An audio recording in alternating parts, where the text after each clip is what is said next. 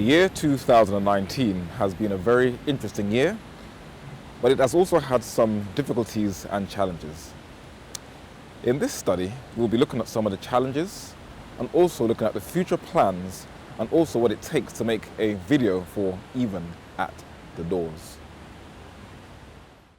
The narrator purchased a Sony camera a couple of years ago to improve the quality of work, and when working on a future project on creation, filmed a number of creatures in London's Natural History Museum that have become extinct over thousands of years, that included species like the flying reptile, the pterodactyl, the woolly rhino that once lived in Europe, the saber-toothed tiger that once roamed Afro-Eurasia and the Americas, the flightless bird endemic to New Zealand, the moa, the mastodon, a distant relative of the elephant found in North America, a woolly-mouthed skull found in England, the Aristnotherium of Africa, the best preserved skeleton in the world of a stegosaurus discovered in America, the Mantellosaurus dinosaur discovered in England, the giant elephant bird egg of Madagascar, the heavily armored Glyptodon of South America, the huge relative of the armadillo, the giant sloths of South America that just towers over modern man, and the largest creature that has ever lived, the blue whale. And the narrator will be researching how these enormous aquatic mammals that roam the depth of the ocean ended up at the highest point above sea level in both the Andes Mountains in South America and the Himalayan mountains in Asia. Researching was running smoothly. Then the LCD screen of the camera stopped working, and the frustrating technical problems of 2019 started to begin. When the narrator completed the filming for the study for geoengineering, it was a roller coaster ride from there. After the editing was complete, the narrator tried to render it into video format, and for some strange reason, after 3 attempts over a number of days, it wouldn't come out. And the video had been completed since June 2019. Frustration started to kick in. This was on the laptop. The narrator had to now transfer it to an iMac with a more up-to-date 2019 edition of Adobe Premiere. And if you don't know how to work the settings, you're stuck. And one had to go through many different tutorials online, and the video was finally able to upload in October 2019. Then there was more dramas. The narrator went to put the video on the website and did not renew the domain page. A company brought it, and the narrator had to go on a bid to buy it back and repurchase it. GoFundMe also wouldn't allow the narrator to collect his funds, and a few people who sent funding via PayPal to Even at the Doors were also having problems sending money. And even after the study of geoengineering, many of the YouTube to MP4 sites were blocking videos from being downloaded, which someone across the Atlantic said they were also experiencing the exact same thing. This is why 2019 has been a challenging year. Now, the narrator is not sharing this with the viewers to feel sorry for him and to play the violin. As annoying and discomforting as it is, this is the nature of the game, and when you invest into large projects and controversial topics, you will get problems. And sharing and standing for truth is beginning to get a lot more problematic. The narrator has been telling people for years that the main objective of social media is to acquire your personal data. For Freedom House, a US government-funded NGO, published a study titled Freedom on the Net 2019, and it confirmed that social media has become a conduit for surveillance and electoral manipulation, where governments harness big data for social media surveillance. And of the 3.8 billion people worldwide who have internet access, 71%, that is almost 3/4, live in countries where individuals are arrested or imprisoned for posting content on political, social, or religious issues. The same study showed a picture of a Punjabi police officer monitoring social media channels at the Punjab Integrated Command, Control and Communication Center in Lahore, Pakistan. And this surveillance of social media is slowly building up to a global shutdown on free speech. YouTubers beware. Beginning December 10th, your channel could be removed, access revoked, and effectively banned at the sole discretion of YouTube, which of course is owned by Google.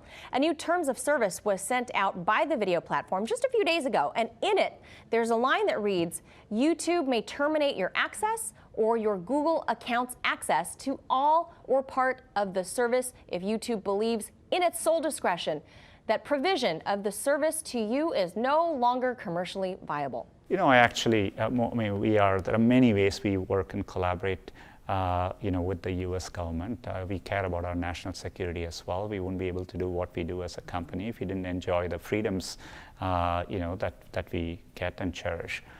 Just last week, we had significant revisions to our hate speech policy. At YouTube, we are very focused on removing harmful content and reducing the spread of what we think of as borderline content. Just last quarter, we removed over 9 million videos, and so it's an ongoing process, but there's more we need to do, and we acknowledge that. The CEO of Google and Alphabet Inc. openly admits to CNN that Google works with the US government and that they have removed 9 million videos at the time of that interview, which they have labeled as hate speech. That also includes videos from the platform of Even at the Doors. In the video on the Balkan walls, the narrator received messages from Serbian people all around the world who said it was one of the very few videos they have seen that showed the Serbian side of the Yugoslavian conflict. It has now been removed. They have put warning signs on other Even at the Doors videos, but 2 of them have totally been removed. That includes one that covers the State of Israel. Though the study documented that the top Israeli general compared the state of Israel to Nazi Germany, and even if NGOs say they torture children and violate human rights, the Jewish lobby group, the ADL, has played a significant role in purging free speech, and now the US government, in the middle of December 2019, will remove federal funding from any university in the United States that speaks out against the state of Israel, which they have called and labeled anti-Semitism. But today we're taking another historic action. In just a few moments, I'll sign an executive order to combat anti-Semitism. This action makes clear that Title VI of the Civil Rights Act, which prohibits the federal funding of universities and other institutions that engage in discrimination, applies to institutions that traffic in anti-Semitic hate. While President Trump signs away free speech in line with YouTube's new guidelines, there is one outspoken Jew by the name of Norman Finkelstein whose parents survived the Holocaust, who the narrator has never seen anyone beat him in a debate because he presents raw facts and data. And he tells us what is the real reason of shutting down free speech, especially against the state of Israel. If you look at the history of this, what's called new anti-Semitism, since the 1970s, every time Israel faces a public relations debacle, they start up with the new anti-Semitism. I read the polls. I read the data. It hovers between 6 and 8% are hardened anti-Semites in British society. It's nothing. So morally, it's unacceptable to try to police people's thoughts, and politically, it's a complete disaster. So as you can see, there is a very intense global war to shut down free speech. And as YouTube has taken down 6 videos of Even at the Doors, it is time for a plan B. So I'll be working on 2 very intense studies. One will be looking at the past, and the other will be covering things taking place in the present and preparing you for the future. Freedom Under Siege is a study in the making. It wants to explore the covert plans that have been in the pipeline for years to totally eradicate long-cherished freedoms. It will start with the Protestant Reformation in 14th century England and the attempts to completely crush free speech by English monarchs, men like You will not topple this King Henry V of England you so underestimate. This king not only used his army to make war with his neighbour France, but also used it to destroy any public meetings in England of people who wanted to worship freely, especially a group of reformers called the Lollards, the followers of John Wycliffe. There is a pub in central London in England in memory of the most famous Lollard, a soldier and nobleman, Sir John Oldcastle, a former friend to King Henry. But when King Henry warned him not to publicly preach, he refused and put God before King. It cost him his life, and he became the highest ranking Wycliffite or Lollard martyr to die for his faith in England, and this was as a result of the laws of the state. Moving centuries into the future, we are living in a closely surveillance world where freedoms are intelligently being removed under the guise of fake news. Children are being used as pawns as an emotional weapon to alert people about global environmental damage, and even the religions are getting drawn in. Is climate change a concern, or is it, as one top government advisor said, nothing more than a cleverly designed, well-financed movement that is being used as a front to distract us from the true plans of total government shutdown on every civilian worldwide? The narrator spent 5 years of his life in both college and at university studying media. It was one of the best years of his life. You were taught the influence of the media over the civilian mind that includes newspapers, magazines, music videos, films, and the global power of the internet. The efforts institutions make to sway our worldview is interesting and sometimes frightening. And even when researching, the narrator has to be careful not to get too enticed even by the very things he is observing. There are many studies that are being published on the influence on mass media, public opinion, and its effects on foreign policy. And films are desensitizing young people to violence and are cleverly training them to submit to the government and not fight authority. And they are slowly desensitizing us while secretly preparing us for the not too distant future. Guy, this world, it's a video game.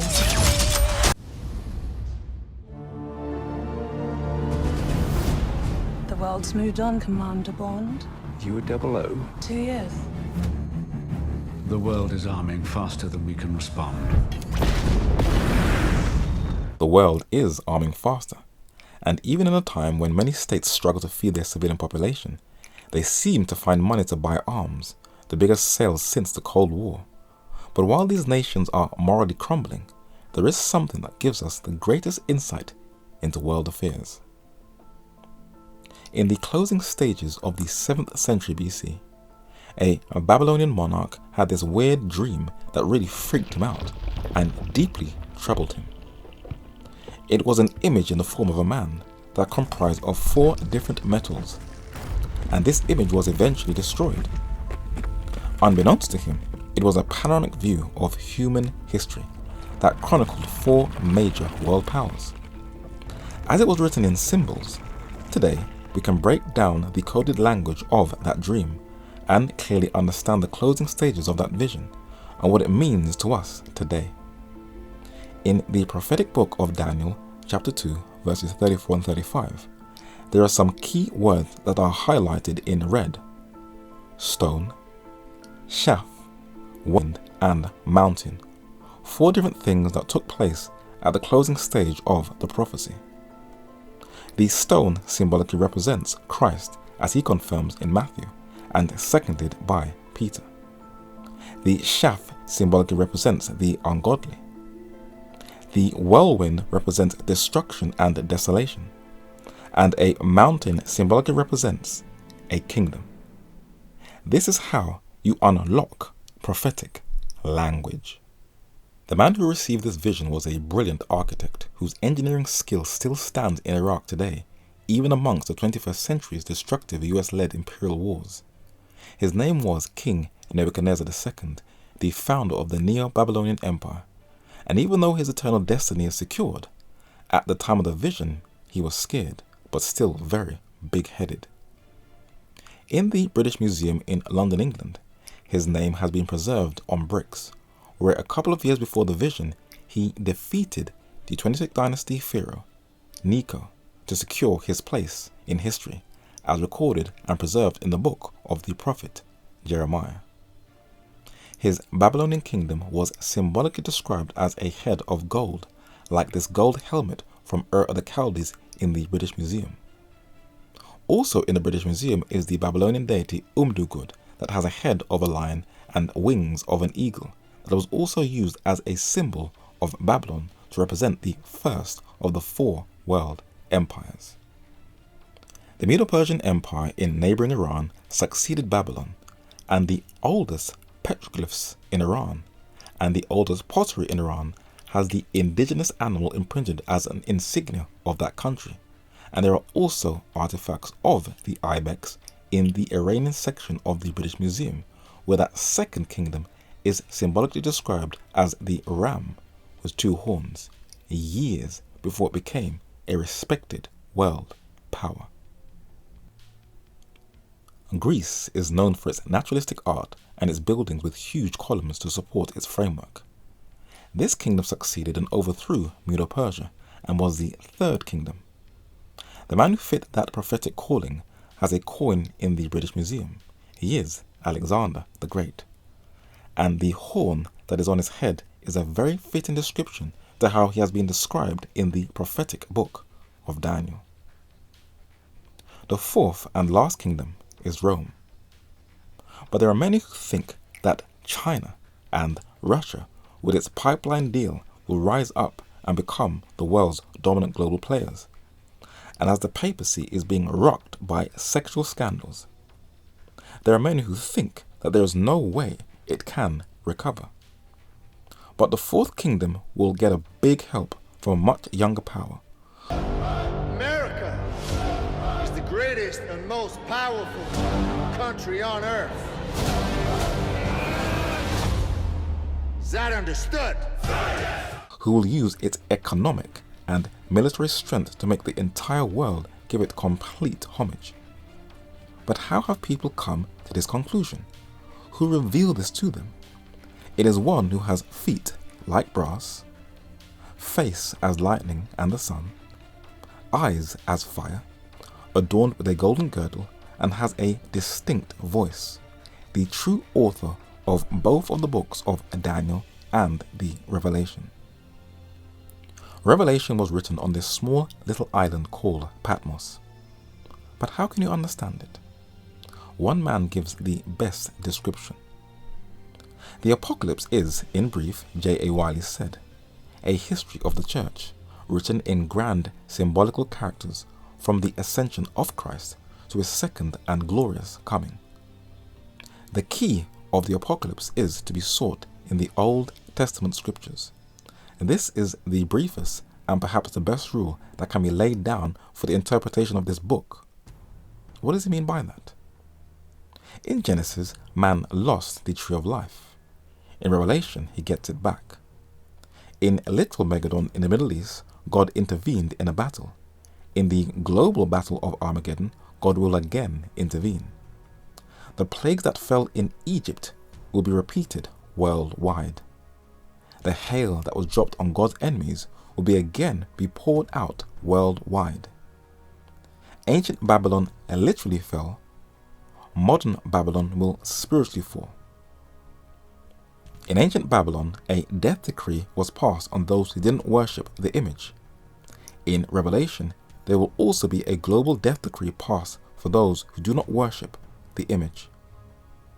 In Genesis, there was death. In the earth made new, there will be no more death.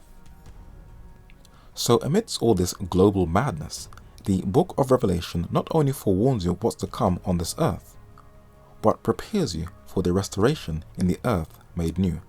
And this is what the narrator wants to cover in the study, Freedom Under Siege. This is just a quick newsflash. But as the narrator has always looked at the world as a big jigsaw puzzle, trying to fit the missing pieces together, there is another study that will take us right back to the beginning of time. The dream project of the narrator is a study on creation, and clearly showing how this earth came about and the detail and intricacy it took to create every size, color, and shape.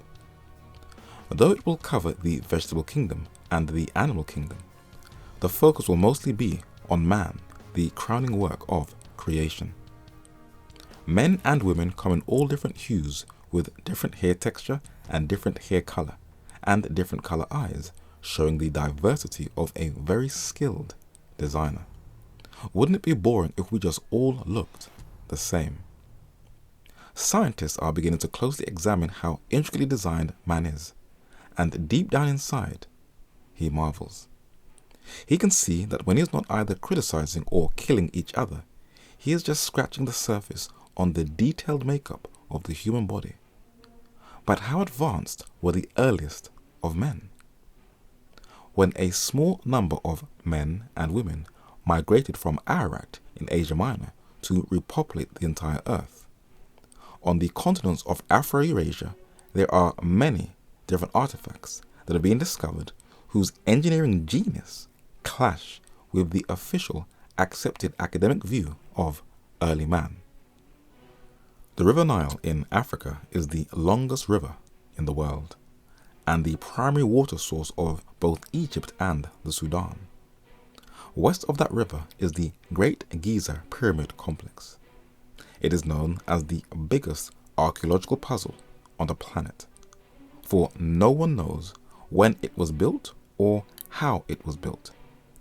It is geographically located exactly in the center of the land mass of the earth, comprises of 2.3 million stones weighing a ton each, covers 13 acres, it is 481 feet high, 756 feet long on each side, the most accurately aligned structure in existence.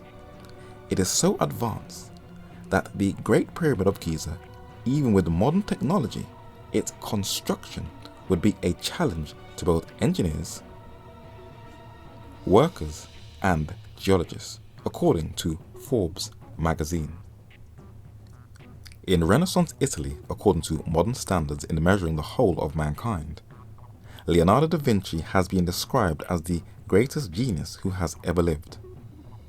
While closely observing the horse, the most domesticated of all animals, he would draw some very detailed sketches of this creature, from its hooves, forelegs, tail, and head. But he was thousands of years behind, for the earliest Ice Age art of Europe on ivory and stone shows how advanced the earliest inhabitants of Europe were. They were so advanced that scholars have had to admit that not even Leonardo surpassed this level of expertise, according to the London Guardian. In the Indus Valley civilization in modern Pakistan, ancient India, were discovered some pieces of metal. They didn't look like anything interesting when they were discovered, but scientists took them to this lab, the Synchronoton Soleil near Paris in France, and when they closely examined it with the most advanced modern-day technology known as photoluminescence imaging, they discovered that the earliest inhabitants of South Asia made these objects with technology that is still being used today. And it was shown that this is the earliest example of lost wax casting in history. And the amulet was created with technology that is still used by NASA today. And these artifacts in Afro-Eurasia confirms that the earliest of men were more advanced than us today, which is a very big challenge to those who believe that we are the most advanced since written and oral records began. Many of the most respected academics come out with all sorts of opinionated theories on these early artifacts, but the narrator is not interested in wild speculations, but deeply respects honest men who can closely analyze subjects with a trained eye and a balanced academic skill, who do not leave people with doubts. at the Imperial College of Science and Technology in South Kensington in southwest London. At the opening of the 20th century, one of its top lecturers who taught at the Royal School of Mines, an English mining engineer called William Goldland, published a book in 1912 titled Metals in Antiquity. And even at a lecture in memorial of one of the strongest advocates for evolution, this trained engineer allowed the facts to outweigh the theory. And he said that it is often assumed that before man became acquainted with metals, he was a mere savage, but little superior to the wild animals of his time. But that this view is entirely erroneous. Certainly as regards late Neolithic man is incontestably proved by the evidence presented so clearly to us by the vestiges which have been laid bare of his culture and mode of life. He was a farmer, kept domestic animals, was acquainted with the arts of weaving, the manufacture of pottery. His dwellings were constructed with considerable skill, and at his death buried with ceremonial rites. Such were the men who were the discoverers of metals and the first metallurgists. They were, in fact, men possessing greater intelligence and a higher culture than is usually attributed them. And if we ourselves were deprived of metals, I hardly think that we could surpass them in the exigencies or even the arts of everyday life. The Bible in Genesis chapter 4 and verse 22 is clear that the earliest of men who walked this earth knew how to construct and work with different metals. But where did he get that wisdom from? In a book titled History of the Negro Race by George Washington Williams, a 19th century African American Civil War soldier, politician, lawyer, journalist, minister, and historian, he wrote and said, "It is fair to assume that God gave all races of mankind civilization to start with. We infer this from the known character of the Creator." So this is just a taste of a project the narrator would just love to complete. Now whether it would be accomplished, only God knows. As tomorrow is not promised to any of us, we just have to live each day by faith.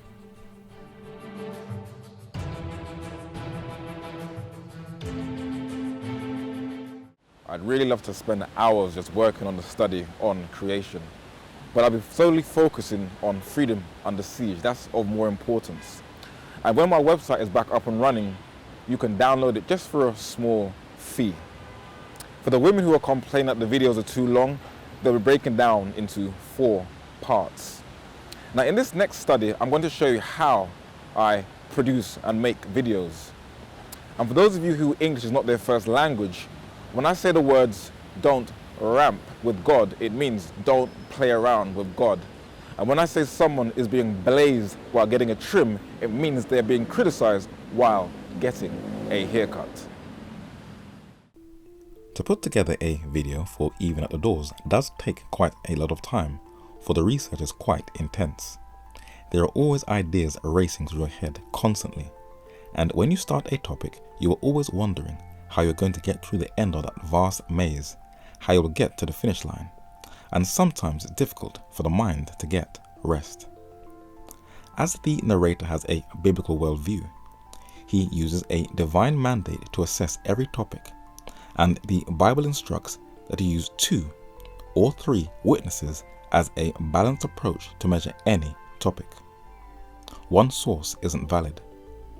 From a humanist approach, this is known as qualitative research, one of the best, if not the best method of approaching a topic, which is where you use a variety of different original sources to support your case. When the narrator was researching the Caribbean island of Haiti, to better understand its history, he spoke to a friend of his who is a Haitian American who could give a first-hand account. When the narrator produced a study on the Ukraine, he went out into the march in central London that included demonstrations outside of the Russian embassy.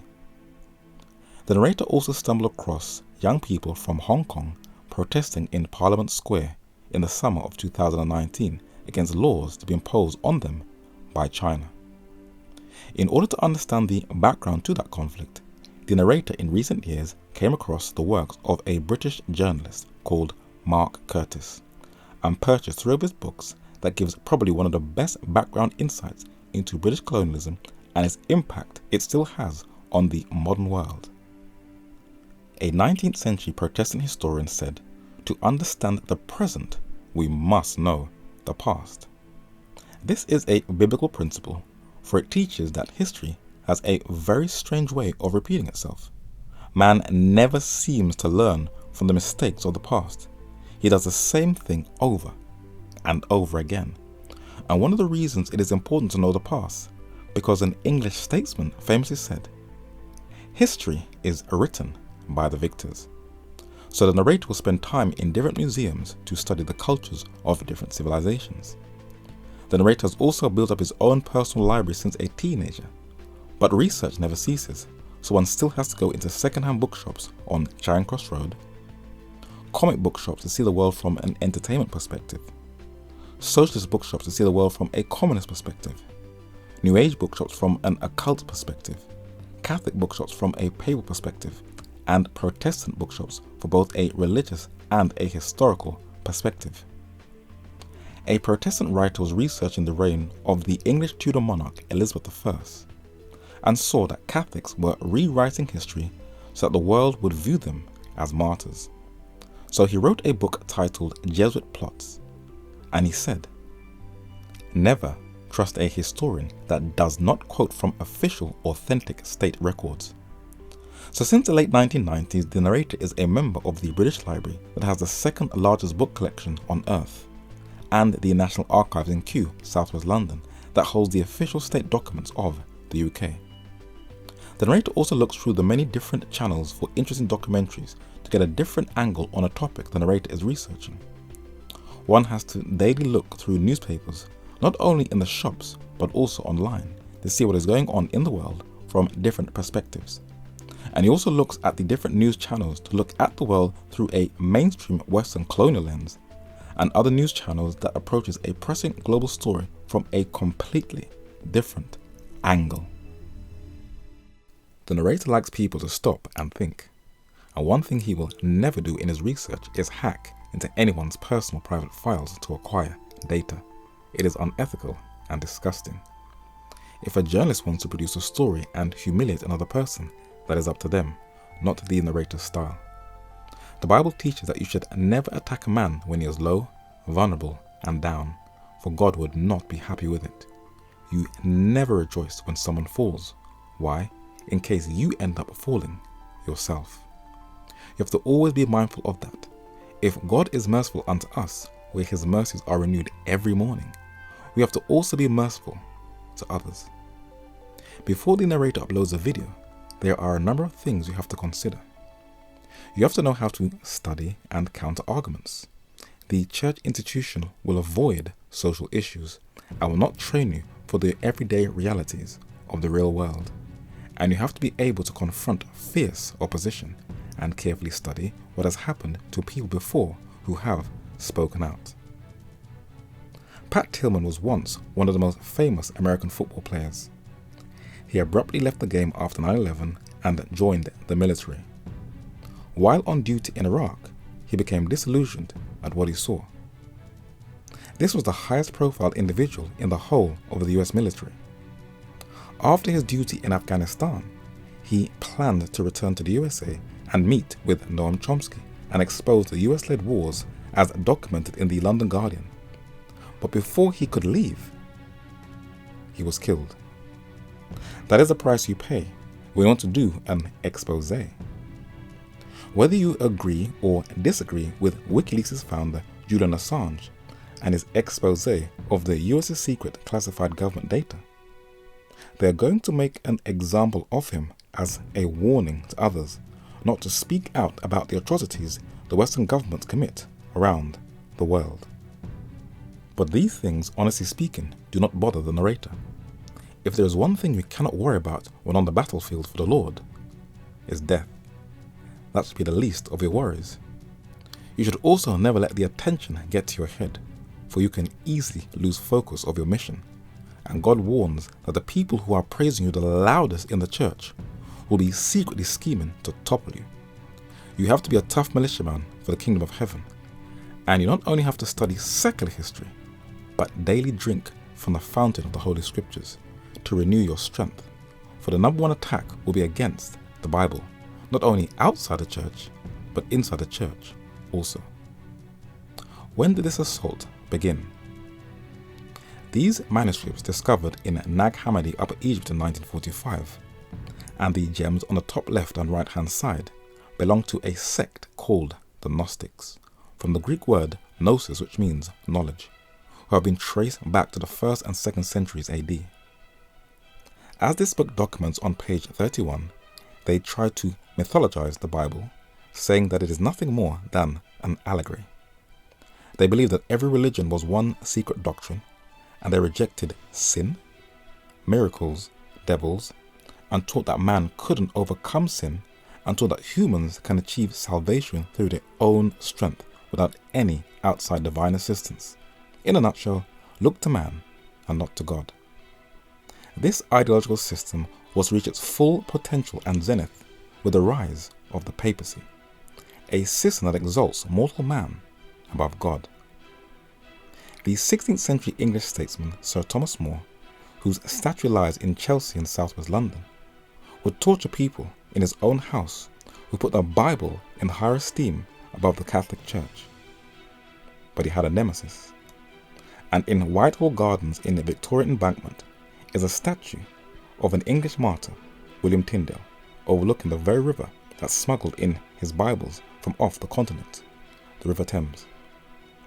He put the word of God above the authority of the Catholic Church, and it cost him his life. But the struggle continues.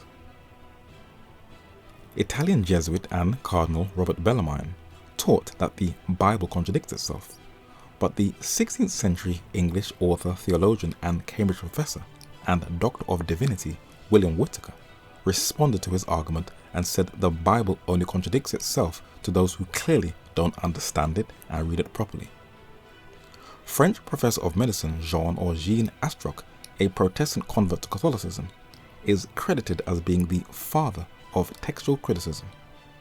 But a German biblical scholar, Johann Gottfried Eichhorn, expanded upon his hypothesis and reintroduced that neo-Gnostic argument, the rationalistic crusade against the Bible, a phrase he coined and titled higher criticism. But don't ramp with God. For Dr. Francois Samuel Louis Gosson, a 19th century Swiss Protestant scholar and apologist, counteracted the Gnostic and higher criticism arguments in his famous work, The Plenary Inspiration of the Holy Scriptures, where he skillfully dismantles each argument. But one man took it even further. The 19th century English politician, archaeologist, and author Sir Austin Henry Layard wanted to prove the Bible not only intellectually but visually, and he is not only responsible for reintroducing the Assyrian Empire into the British Museum, but he records two famous kings in the Bible in his famous work, Discoveries in the Ruins of Nineveh and Babylon. The first is Tiglath-Pileser III, who was an 8th century BC monarch that founded the Neo-Assyrian Empire. His name is mentioned in the Bible because of his invasion of the northern kingdom of Israel. The second is Taharqa, who was a 7th century BC black African Nubian king from the Sudan, who also ruled the 25th dynasty of Egypt. He is known as Africa's most famous king, and he formed an alliance with King Hezekiah when his Nubian army protected the kingdom of Judah against the brutal Assyrian army of Sennacherib. That is why Isaiah preserved his name in the Holy Scriptures. Augustus Caesar founded the Roman Empire, officially in 31 BC, and it was under his reign that brought peace and stability in ancient Rome, and he is also mentioned in the New Testament in the Holy Scriptures. But despite this overwhelming evidence of these artifacts in the British Museum, millennials are leaving the churches in their record numbers, disillusioned with organized religion. And the worst people you have to deal with as a Christian are bitter Christians who leave the church with a bad experience. When the hurt hasn't been healed, they strike with a vengeance. And if you're weak in your faith, they will cripple you in a debate. And when an actor starts their career promoting Northern European occultism, they also pioneer this Gnostic anti-God movement. Famous men in academia are lecturing on it. Bitter scientists are advocating it, and entrepreneurs are also drawn into it. When Pew Research, one of the most famous think tanks, surveyed who classify themselves as atheists or agnostic in the USA, 78 to 79% of them are white, and many of them are using social media to share their views. In a study on Christmas, one man commented, "There is no God or gods. Never has been, never will be. Grow up." Now, true science is about investigation and observation. And if you have never left this earth, gone out into space, and toured every galaxy, star, planet, meteorite, and black hole to see what's out there, then you have no argument. People don't even know who are their neighbors at the end of their street, but want to lecture you about what is not in space. But don't think that this movement of unbelief is just targeted to the white community. So, you see, the reason why people are moving from religion is because they realize they've been bamboozled. They realize that they've been taught symptomatic thinking. That means I just tell you stuff and it's not based upon nothing real. We know that the Bible and the Quran and all of them are not history books. It has nothing to do with history. It's somebody's personal philosophy. And what people are finding out is that what they thought they loved about Christianity, what they thought they loved about Islam, is ancient Kemet, the teachings that's coming from ancient Kemet. When a lot of black men are on lockdown, they get exposed to these views, and once they are released, they aggressively share them. And the number one debating arena for these views is the barbershop. And the narrator has been told that many black Christians are blazed while getting a trim and are told that they are following a white man's religion. Many of these post-slavery black movements started in the 20th century and are geared to give blacks a so-called new religious and racial identity so they can connect with their long-lost African roots. When the narrator has told blacks to research where these ideas have come from, when you tell blacks to read a book, how do you think most of them respond? They don't like to read, but all of their ideas come from Europeans. The later John Henrik Clarke was one of the most revered black intellectuals. He was one of the first to advocate that the Bible was borrowed from African religion, and he embraced the Gnostic worldview that the Bible is an allegory. But where did he get these ideas from? Gerald Massey, or Macy, the highly discredited 19th century English poet and writer, was the first to teach, with no evidence to support his claims, that Christianity had its roots in ancient Egypt. And this school of thought crept into the corridors of academia. The first two of the Ten Commandments clearly instructs to keep far away from pagan idolatry. But James Henry Breasted, a US archaeologist and Egyptologist, while excavating the vast idolatry of ancient Egypt, insisted that the Ten Commandments was borrowed from ancient Egypt. He believed it was taken from the Egyptian goddess Ma'at, which is very laughable, but blacks admit that all their ideas are from whites. These are their own words. Well, I recall James Henry Breasted, who was a famous American Egyptologist at the University of Chicago, established the Oriental Institute in, I think around 1935. James Henry Breasted got in trouble for saying that the 10 Commandments were derived from the 42 admonitions of Ma'at. Many still embrace views that are not based in facts, and their next attack is Jesus. Black Jesus premieres Thursday, August 7th at 11, 10 You really gonna extort your boy Jesus Christ, man, your Lord and Savior. We're agnostic. Man, we can't front you no more, dog. You do realize I died for your sins, right? That was 2014 years ago. Yeah, that's old. I like messing with Christians, man. Because they easy to get. You can get on their skin quick, you know. Telling me Jesus died on the cross. I don't buy it. Jesus could feed 1,000 with a loaf of bread, walk on water, raise the dead. You telling me he couldn't handle 3 nails? Jesus was born under strange circumstances, and she had to be put away privily, as the Bible teaches, because if she were seen pregnant, the law was, where's the husband? Where's the father? Well, you say Holy Ghost, but we know there's no human being born without the agency of a man. That's real. The greatest hindrance that black people have is white Jesus. The real reason why I believe black people truly won't fight back with white folks is because of religion. In our mind, we keep forgiving white people because in our head, subliminally, we see Jesus.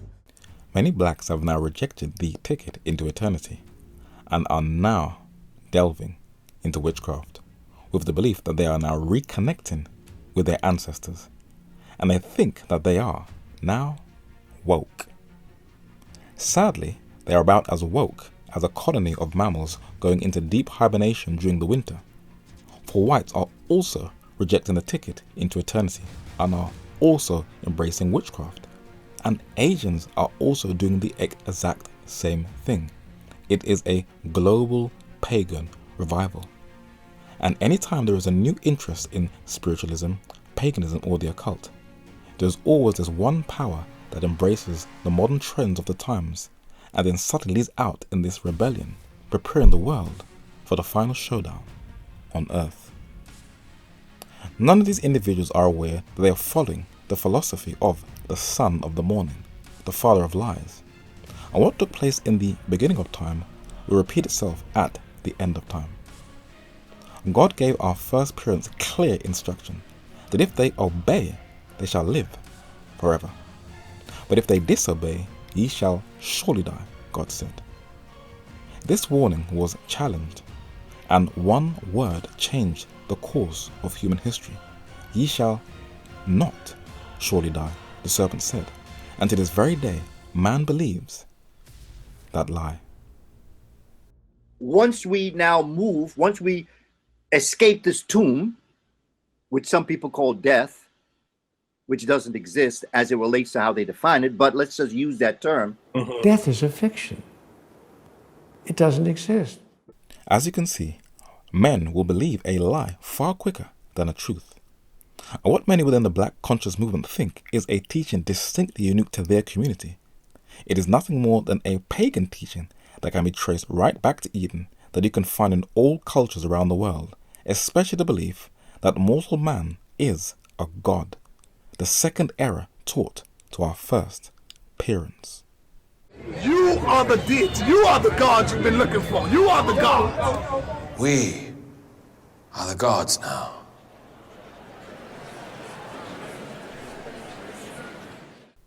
Not only has the narrator have to deal with black militants, but has received complaints by enraged people who believe that Even at the Doors shouldn't be a platform to address black issues. And individuals have also made personal attacks to the narrator of a racist nature. On a video on slavery, a person commented, "You give tree monkeys a little schooling," the pseudoscientific colonial-minded belief that whites have civilized blacks, and they come up with all sorts of bleep to fit their pathetic narrative. Now, how do you respond to a comment of that nature? By following the divine mandate of not lowering yourself to an individual's ignorance, but rising way above it. You'll have to go back in time to trace where that mindset came from, and the archives of Germany will hold a clue to a famous humanist philosopher who has influenced modern secular thinking. Africa, Hegel says, is no historical part of the world. It has no movement or development to exhibit, the land of childhood. The Negro exhibits the natural man in his completely wild and untamed state. Now many will say, well, those were the views of his times. But at the same time, a Christian scientist from Scotland viewed Africa in a totally different light. And real men of God do not see one race as better than another, but gives each race their rightful place in history. And Thomas Dick said, "The woolly-haired Negroes of Africa are distinguished by their black color, their flat noses, and their thick lips. Africa comprehends the following kingdoms: Morocco, Algiers, Tunis, Tripoli, Egypt, Zara, Negroland, Guinea, Nubia, Abyssinia, Kafraria, Dahomey, Benin, Congo, Angola, and various other territories." He obviously knew something that Hegel didn't. When Europeans came to Africa, they knew about Nzinga, the Queen of Angola. They knew of the Nubian queens of then Christian Sudan. They knew about the kings of the Congo, who had a highly developed state at the center of an extensive trading network. They also knew of the huge Christian kingdom of Abyssinia, what today we call Ethiopia, and its richly embroidered attire of its highly educated kings and their afros. But there has been an attempt in Western academia to erase blacks out of the records of modern human history. No other ethnic group has received such treatment, and many hold on to the ideas of their Western heroes. Thomas Jefferson said, "But never yet could I find that a black had uttered a thought above the level of plain narration. Never saw an elementary trait of painting, and highlighted in red, sculpture." In the 20th century, they discovered these metal sculptures in West Africa. They were made from a style called lost wax casting.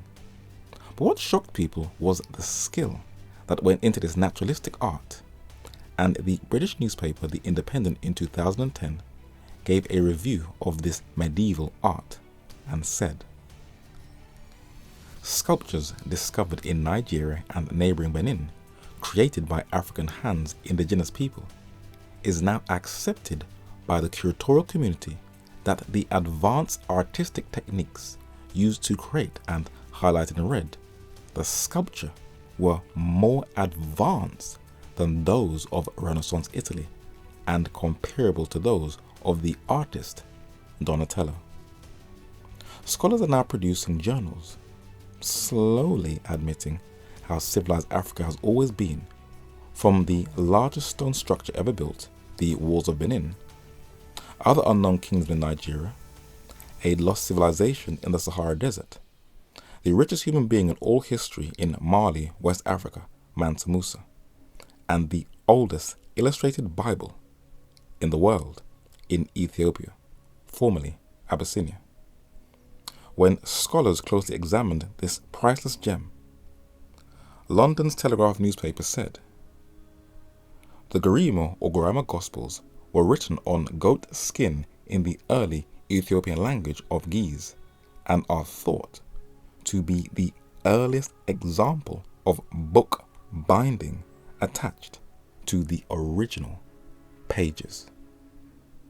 For the blacks who call Christianity a white man's religion, and for the whites who believe that they have civilized blacks, they should both pay a visit to Ethiopia and see some of the most beautiful churches that have ever been built from solid rock.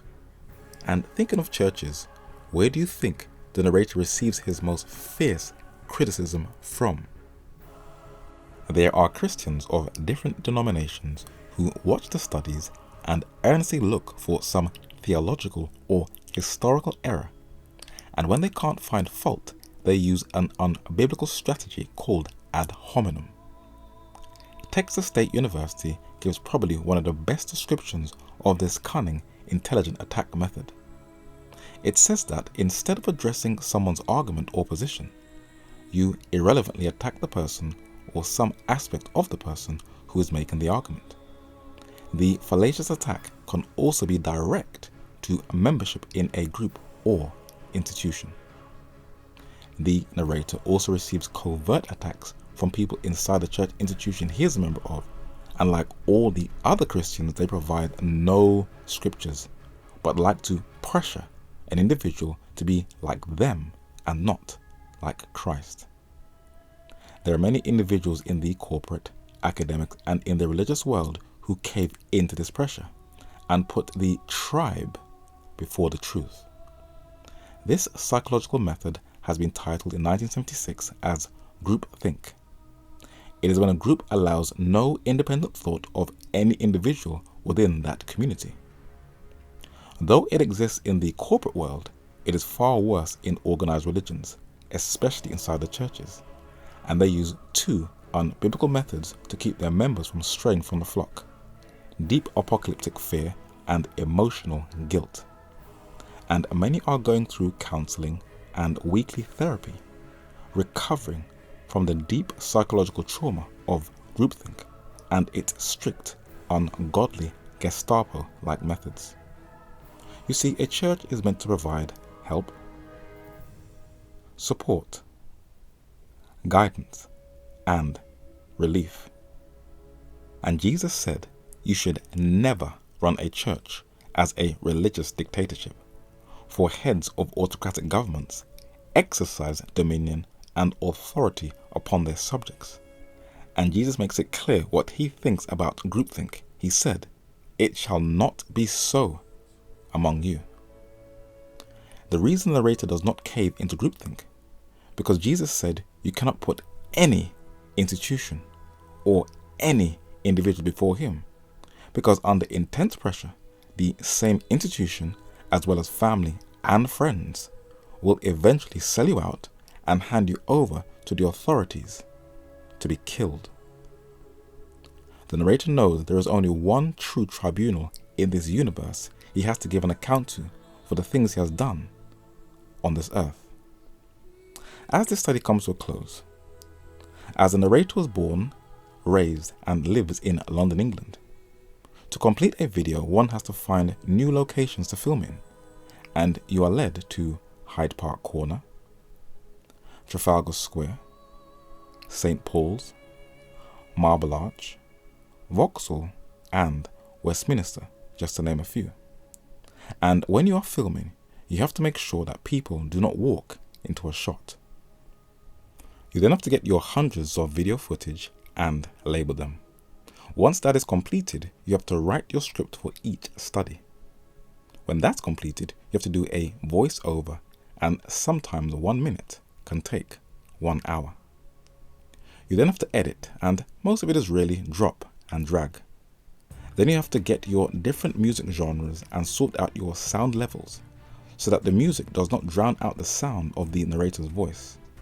And before, during, and after, you have to constantly pray. For the warfare is not won through debates and arguing, but when you are on your knees. You then upload the video and pray that it reaches to the 4 corners of the earth, and that individuals who are searching and seeking for answers will be exposed to the true God in heaven and secure their place in eternity.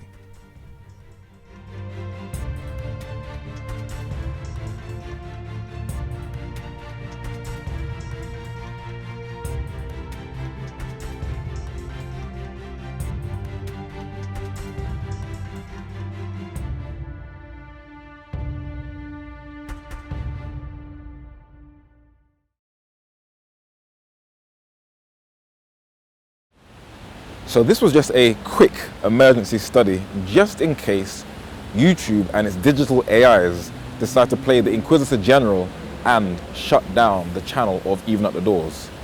If not, I'll still continue doing videos. But I'd just like to say again, for those who have supported myself through words of encouragement or finance, I want to just say thank you.